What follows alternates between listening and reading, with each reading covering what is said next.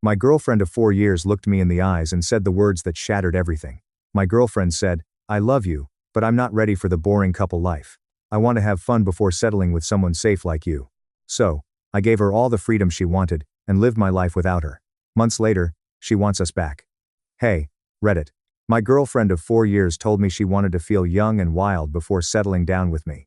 She thought I'd just sit here waiting for her to come back. She completely lost it when she found out I'd already moved on. Here's how it all went down.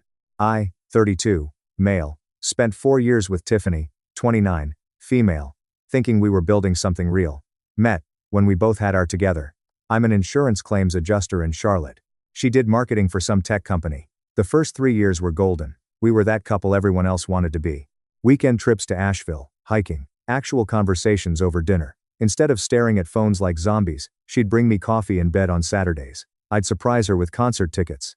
Normal couple that actually felt special. She was smart as hell, funny, ambitious. She'd get excited hearing about my fraud cases. Yeah, catching insurance scammers is apparently sexy when you're not dead inside yet. I'd help her with marketing campaigns, watch her crush client presentations.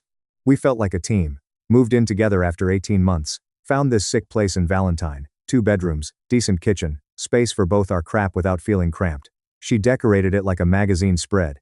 But somehow it still felt like home. Cooking together on weeknights, Netflix binges, talking about getting a dog when we bought a house. Yeah. I was thinking marriage. Had been for over a year. Not desperate. Got to lock this down thinking, but genuine. Can't imagine life without her. She the one. All that cheesy garbage that sounds stupid until it's your reality. Then around year 3, things started getting weird. She'd scroll Instagram longer, showing me posts from her single friends hitting up clubs with this wistful tone that hadn't been there before. Started complaining about our routine. We were apparently boring now. I'd suggest alternatives like dancing lessons, rock climbing, weekend trips to new places. Nothing fixed whatever was eating at her. 2 people started poisoning the well. First was her sister, Ruth. I used to think she was cool, but lately she'd been filling Tiffany's head with toxic about experiencing everything before settling down. Real helpful advice from someone whose longest relationship lasted 6 months.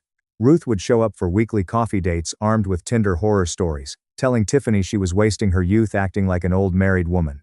Then there was Brianna, Tiffany's new 23-year-old coworker who treated Charlotte nightlife like her personal playground. This chick posted thirst traps with captions about living your truth and not settling for less. Started dragging Tiffany to girls' nights. My voice of reason, Hunter. My best friend Hunter saw right through the from day one. We've been tight since middle school. The kind of friendship where we can roast each other mercilessly, but would throw hands for each other without question. During one of our gaming sessions, we'd been running through some new RPG, while Tiffany was out on another girls' night. Hunter paused mid-boss fight. "Dude, your girlfriend's having a midlife crisis at 28. That's like mathematically impressive. She's just figuring some out." "Yeah, she's figuring out how many dicks she can sample before settling for your reliable ass." Hunter never sugarcoated anything. "I'm just saying when someone starts acting like being with you is a prison sentence, maybe it's time to start planning your escape route." The red flags were waving, but I figured it was just a phase.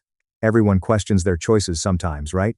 I thought staying consistent, being the man she fell for, would snap her out of it. I was wrong. 2 incidents should have told me everything I needed to know.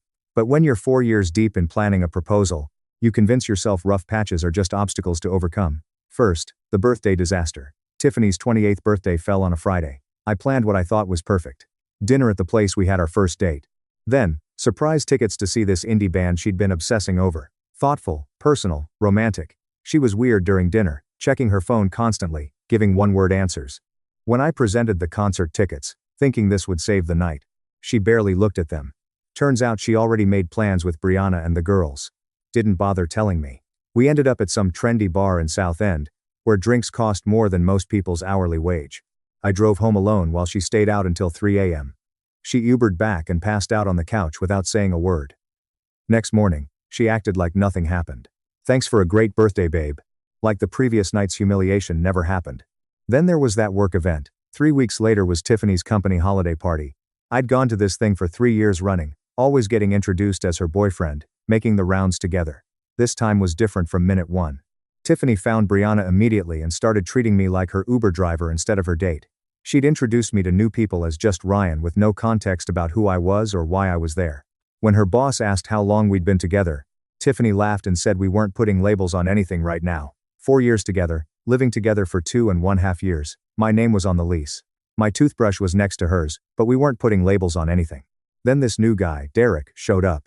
Some hot-shot account manager, maybe 26, with one of those man buns that screams, "I peaked in college." Guy spent the entire night complimenting Tiffany, bringing her drinks, making inside jokes about work I wasn't part of. And Tiffany, she loved every second of it. When I tried joining their conversation, Derek would steer it toward work topics I couldn't contribute to. When I suggested we dance, Tiffany was too busy networking. When I asked if she wanted to get some air, she told me to stop hovering. The ride home was silent until we hit our parking garage. "Derek seems nice," I said, testing the waters. "He is really adventurous, you know. Makes me feel like there's so much I haven't experienced yet." That night, lying next to someone who was mentally already gone, I should have started planning my exit. Instead, I started researching rock climbing gyms, trying to figure out how to become the exciting guy she wanted. Instead of accepting that the problem wasn't who I was, it was that she didn't want me anymore. Hunter called while I was spiraling through Google searches for fun activities for couples. "Dude, why are you online at 2 a.m.? Looking up skydiving lessons? I'm just trying to be more spontaneous." Ryan, my man. Listen carefully. If someone makes you feel like you need to become a different person to keep them interested, that person is not for you. Also, you're afraid of heights, you absolute walnut. The ring in my sock drawer felt heavier every day, but I kept telling myself this was just a rough patch. I was working overtime to save something that was already dead. The conversation that ended everything happened on a Tuesday night in March. I just finished reviewing a complex fraud case when Tiffany sat down with that look. You know the one, the "we need to talk" face that makes your stomach drop, the break proposal.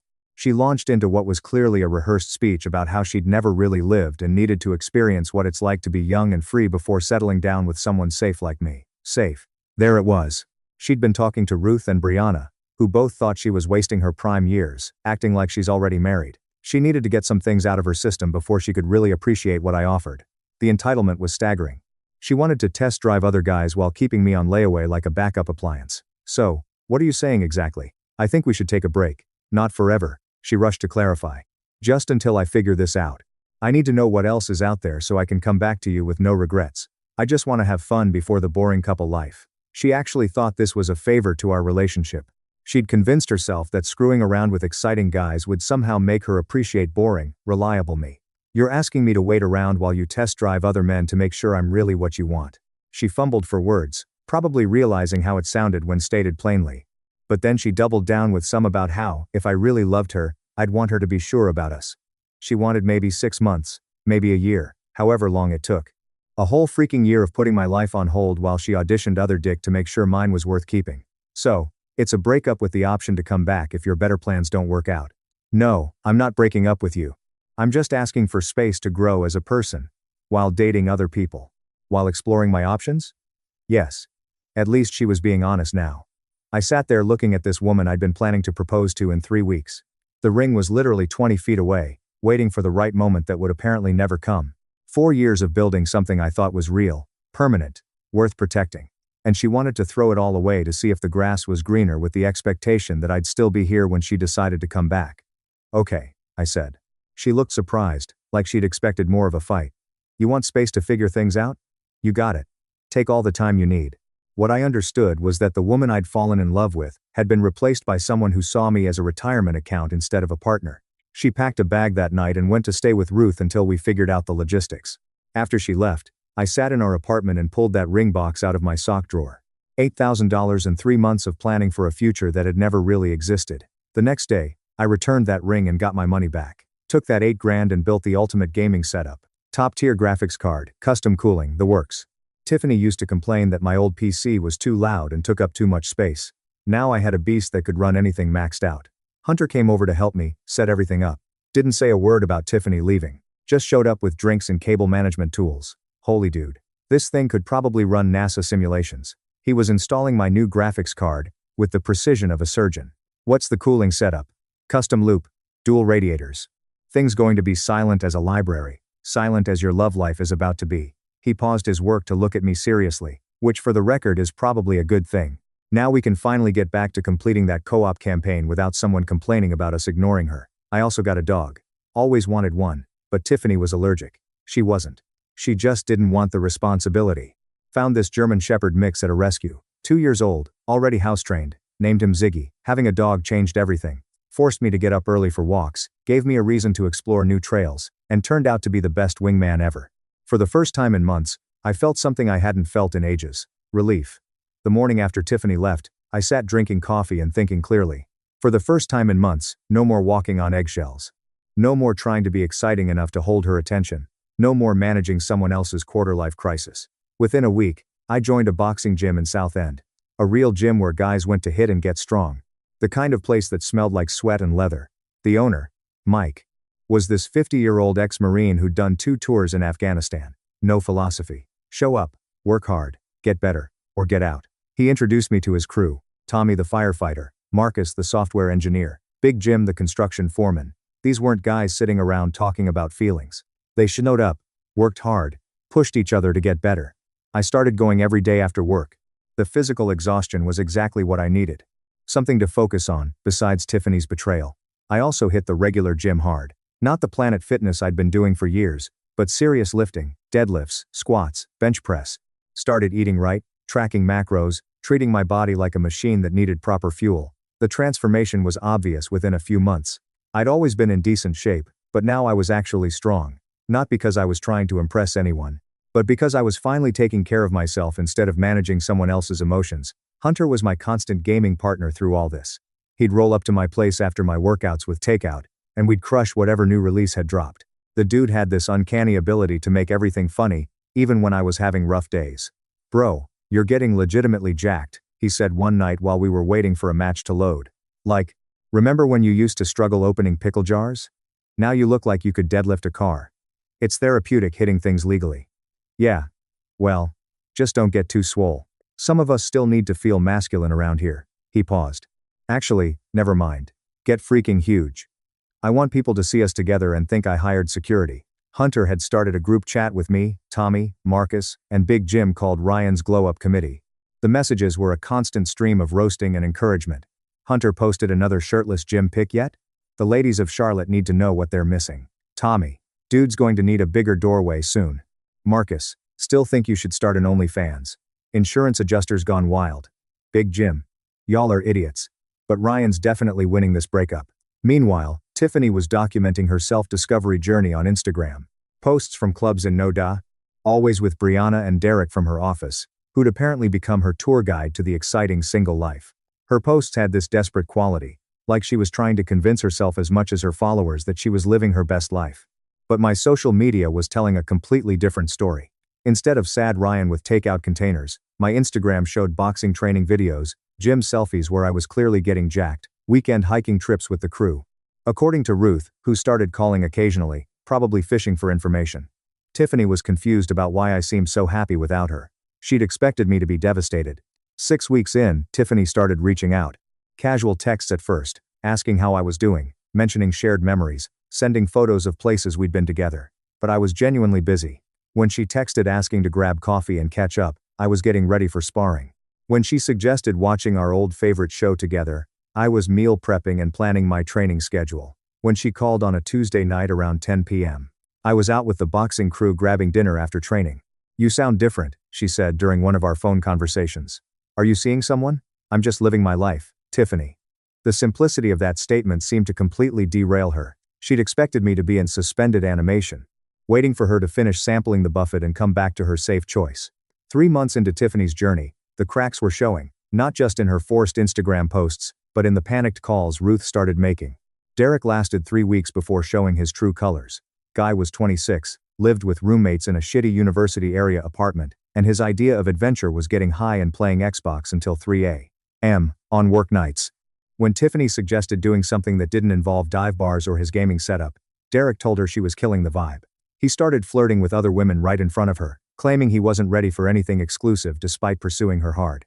He ghosted her for a week, then showed up to a company happy hour with some 22-year-old intern. Tiffany had to watch him make out with his replacement while her coworkers pretended not to notice. After Derek came Brad, the personal trainer who looked great on paper, but turned out to be a walking red flag factory. He was obsessed with his body to the point where he'd cancel dates for extra gym sessions. He'd critique Tiffany's food choices, suggest she tighten up her routine, and expected her to split everything while making twice her salary. He started openly flirting with other women at their gym. When Tiffany confronted him, he accused her of being insecure and clingy, and said he needed space to focus on his fitness goals. Translation: he'd found someone hotter. Then there was Troy, the creative soul she met at some art gallery opening. He borrowed $60 on their second date to pay for drinks, then spent the night mansplaining why traditional relationships were societal constructs. Troy lasted a month before Tiffany caught him hooking up with one of her friends. Each failure hit harder because Tiffany had burned bridges to chase these losers. She'd bragged to everyone about how much better life was without boring, predictable Ryan. Now she was getting played by guys who wouldn't have lasted a week in my world. Her friend group imploded spectacularly. Brianna, the mastermind behind Tiffany's liberation, turned out to be a snake who couldn't handle her friend getting male attention. When Tiffany started dating Troy, Brianna immediately started undermining it, claiming she'd heard things about his reputation. The truth came out when Tiffany walked in on Brianna hooking up with Troy at a house party. Brianna's explanation: "You said you weren't exclusive. I was just having fun." Tiffany's social circle took sides, and most chose Brianna because she was younger, hotter, and brought more guys around. Tiffany found herself excluded from group chats, uninvited to parties, basically ostracized from the scene she'd thrown away our relationship to join. Meanwhile, my life was getting better every week. Boxing had become addictive in the best way. I'd progressed from hitting bags to actual sparring. Mike had me working on technique, footwork, combinations. The confidence boost was incredible. But the real game changer was Haley. I met her at the regular gym where I was lifting. Veterinarian, 30, recently moved from Raleigh. Smart, funny, sarcastic as hell, and genuinely hot. More importantly, she was impressed by my dedication to training. Haley had her own apartment, her own life, her own hobbies. Turned out she was a gamer, too. Had a killer PC setup, and could trash talk better than most guys I knew. We started working out together. Sometimes coffee after the gym turned into dinner. Dinner turned into gaming sessions at her place. It was easy in a way that felt completely foreign after 4 years of walking on eggshells. Hunter met her when she came over for one of our gaming nights. I was nervous about the introduction. Hunter's filter disappears around new people, and I didn't want him scaring off someone I actually liked. "So, you're the veterinarian?" Hunter said, settling into his usual spot on my couch. "Ryan told me you can actually kick his ass at Call of Duty. I'm going to need to see evidence of this claim." "Oh, I don't just kick his ass. I completely destroy him," Haley replied, grabbing a controller. "Fair warning, though. I talk a lot of when I play." "I like her already," Hunter announced. 3 hours later, after Haley had thoroughly demolished both of us in every game we played, Hunter pulled me aside. "Dude, this one's actually cool. Like, genuinely cool, not I'm pretending to be cool to get male attention cool. Also, she's better at games than you, which is both hilarious and kind of hot." The difference was night and day. Haley appreciated that I was disciplined about training instead of seeing it as obsessive. She thought my insurance work was interesting because I had stories about catching fraudsters. She loved that I was building new skills and friendships instead of seeing it as competition. With Tiffany, I'd felt like I was constantly auditioning for the role of boyfriend. With Haley, I felt like I was just myself, and that was more than enough. Tiffany's texts were getting more frequent and transparent. The casual, "How are you doing?" messages turned into obvious fishing expeditions about missing our Sunday cooking sessions and our anniversary restaurant having specials that made her think of me. Then she saw the Instagram post that broke her brain. I'd posted a photo from a hiking trip with Haley and Ziggy. Nothing coupley, just the three of us at a scenic overlook. Haley looked incredible. Natural beauty, genuine smile, clearly comfortable in her own skin. The complete opposite of the try-hard club photos Tiffany had been posting. Within an hour, my phone exploded with unhinged messages about who this basic girl was, how she was obviously fake and putting on an act, and how I was seriously seeing some random gym girl instead of working on us. Hunter's response when I showed him the text was immediate. "Bro, we need to document all this crazy. This is restraining order level insanity. And also, it's going to be hilarious to look back on when you're married to someone who isn't completely nuts." 6 months after Tiffany left to find herself, she called with that tone that said she'd made a decision and expected the world to accommodate it. She wanted to meet for dinner to have a real conversation about us. I agreed partly out of curiosity and partly because I genuinely moved on. When she walked into the Plaza Midwood restaurant Thursday night, the change was obvious. Same physical appearance, but her energy was completely different. The confident woman who'd left had been replaced by someone who looked tired, uncertain, maybe even desperate. We ordered and made small talk, but I could see her building up to something. Finally, she took a deep breath and launched into her rehearsed speech, started saying how these past months had been eye-opening. She'd learned so much about herself, and what really mattered. She was sorry for hurting me, but hoped I could understand she needed to explore those feelings instead of suppressing them. And resenting me later, still making it sound like cheating on me was actually a favor to our relationship. Everything she'd experienced out there just confirmed what she already knew deep down. I was her person. The one she wanted to build a life with. She was ready now to commit and talk about marriage and kids and buying a house. Like this was some kind of reward I'd been waiting my whole life to earn.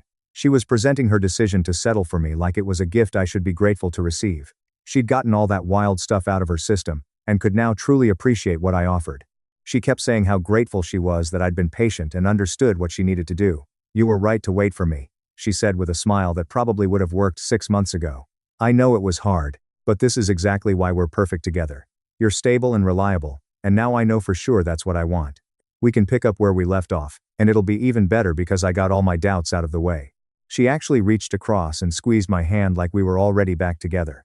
Like this dinner was just a formality before we resumed our regularly scheduled relationship. "I'm thinking we could move somewhere bigger," she continued. Apparently having planned our entire future during her Uber ride over. "Maybe start looking at houses in Myers Park. I know you've been saving money, and my career is really taking off now. We could be engaged by Christmas if we wanted." I listened to her entire presentation without interrupting, watching this woman who had once been the center of my universe trying to reclaim a position that no longer existed. When she finished, I was quiet for a long moment. I was amazed at how completely different I felt sitting across from her. "Tiffany, I think there's been a misunderstanding. I wasn't waiting for you."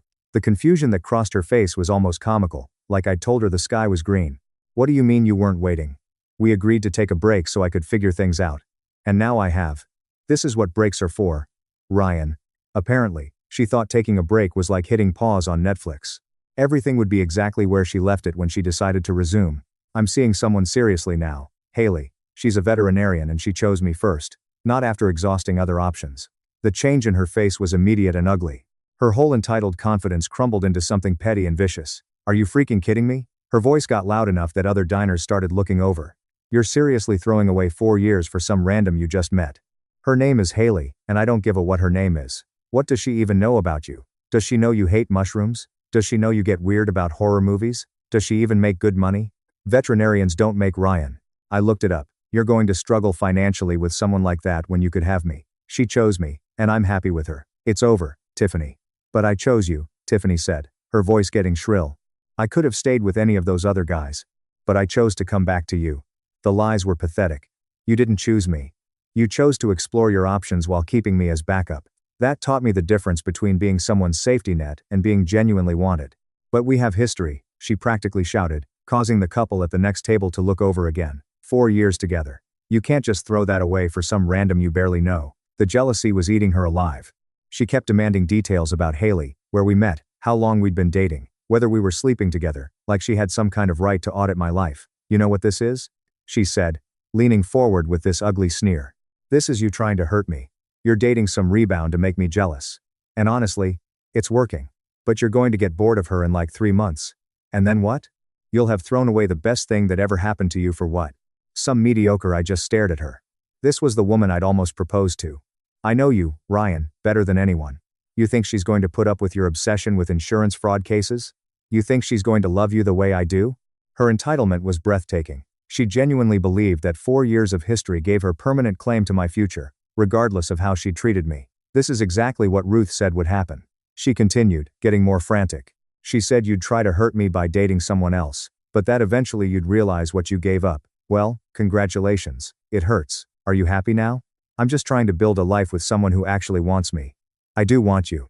That's what this whole conversation is about. You want me now after you confirmed I was the best you could do. That's not God. You're being such a dick about this. I came here to fix things between us and you're acting like I committed some crime by figuring out what I wanted." She actually believed she was the victim in this situation. "Fine," she said, switching tactics again. "If you want to be petty and date some rebound girl, whatever, but don't come crawling back to me when you realize what you're missing. Don't call me in a few months when you're bored of playing house with some basic who doesn't challenge you." The delusion was clinical at this point. "You're making the biggest mistake of your life," she said as she grabbed her purse. "Other people actually appreciate what I bring to the table." She'd shown me exactly who she'd become. Someone who thought love was a negotiation, where the other person's feelings were just obstacles to getting what she wanted. I texted Hunter on my way home, nuclear meltdown complete. Actually thought I'd been sitting around waiting for her to finish test driving other dick. His response was immediate. "Lau. Please tell me you recorded this, also coming over with victory drinks. This calls for celebration." The weeks after that dinner were like watching someone's mental state completely unravel. Tiffany's reaction went through all the classic stages, but then kept going into genuinely disturbing territory. First came the angry texts. I was throwing away something real for someone I barely knew. I was being petty and vindictive for not accepting her apology. I was going to regret this when the honeymoon phase ended. Then came bargaining. She'd do anything to prove how serious she was about us. She'd cut contact with Brianna and all the toxic influences. When that didn't work, she tried manipulation. Ruth was worried about how I'd isolated myself. My mom, who Tiffany definitely hadn't run into at Target, was asking about her. Tiffany herself was struggling with depression and might need professional help if I didn't give her closure. I responded to exactly none of it, which apparently drove her completely insane. Hunter was my constant voice of reason during this whole show. "Dude, she's basically DMing you the 5 stages of grief in real time," he said while we were gaming one night. "Also, I think she's stuck on stage 1. Anger's supposed to be temporary, not a freaking lifestyle choice." The messages escalated from pathetic to unhinged to genuinely creepy. She started showing up places she knew I'd be. The grocery store I always went to, the coffee shop near my apartment, even Mike's boxing gym, just coincidentally being there trying to force conversations. She'd text me screenshots of Haley's Instagram post with commentary about how fake Haley looked. She somehow found out Haley's work schedule and started leaving comments on the veterinary clinic's social media pages, asking pointed questions about staff professionalism and whether they properly screened their employees. Hunter caught wind. "Bro, she's officially entered Psycho X territory. Time to start documenting everything." He pulled up his phone. "Screenshot every crazy text. Save every weird comment she makes. This is 2 steps away from boiling a rabbit on someone's stove." The real psycho started when she created fake Instagram accounts to stalk both of us. She'd like old photos from years back, then unlike them. She'd watch all my stories within minutes of posting. She made fake accounts with random names and started following Haley, commenting on her post with passive-aggressive. "Wow, your boyfriend is so lucky. I hope he knows how good he has it," on a photo of Haley hiking. "Some women just have that natural glow.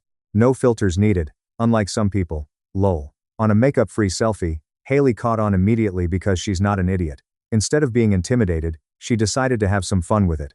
When one of Tiffany's fake accounts commented, "Your dog is so cute. Does your boyfriend help take care of him?" Haley replied, "Thanks. Yeah. My boyfriend is amazing with animals. Way better than my ex's ex, who was apparently allergic to responsibility." Tiffany's fake account started getting more aggressive. The back and forth was freaking brutal.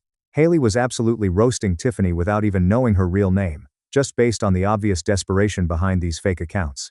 Every response was perfectly crafted to hit exactly where it would hurt most. The breaking point came when Tiffany started showing up at Haley's work. She'd bring some random dog in for consultation and try to pump the staff for information about Haley's schedule, her relationship status, whether she seemed stable or was just rebounding. Haley's coworkers told her about the weird woman asking invasive questions, and Haley immediately put 2 and 2 together. That's when she screenshotted everything and sent it to me. The fake account messages, the work stalking, the social media harassment, it was all documented. We had been collecting evidence. "Your ex is completely unhinged," Haley said when she showed me everything. "This isn't heartbreak, this is obsession. And honestly, it's starting to feel dangerous." She was right. When Tiffany started driving by Haley's apartment building, Haley caught her on the security cameras. We decided enough was enough.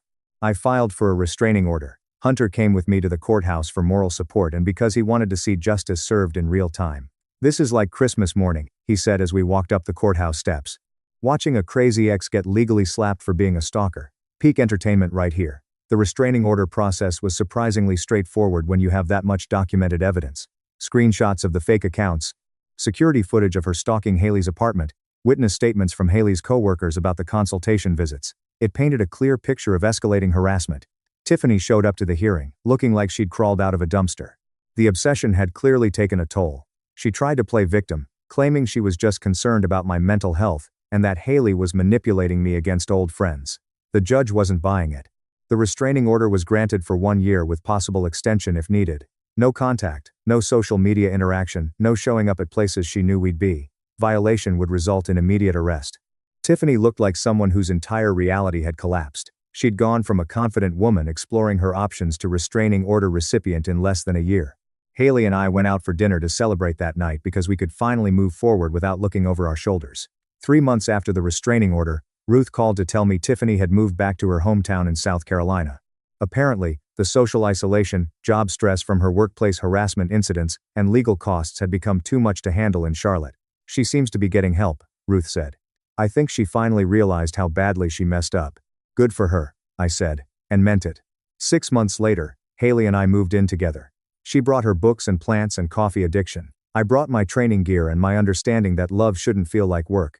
Hunter helped us move, naturally turning the whole process into a roast session about my organizational skills and Haley's book collection. Jesus Christ, Haley, how many books about veterinary medicine do you need?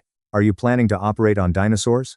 He was carrying a box labeled textbooks heavy as hell, says the guy who owns 17 different gaming keyboards. Haley shot back. Those are specialized tools. You just have 17 books about cow diseases.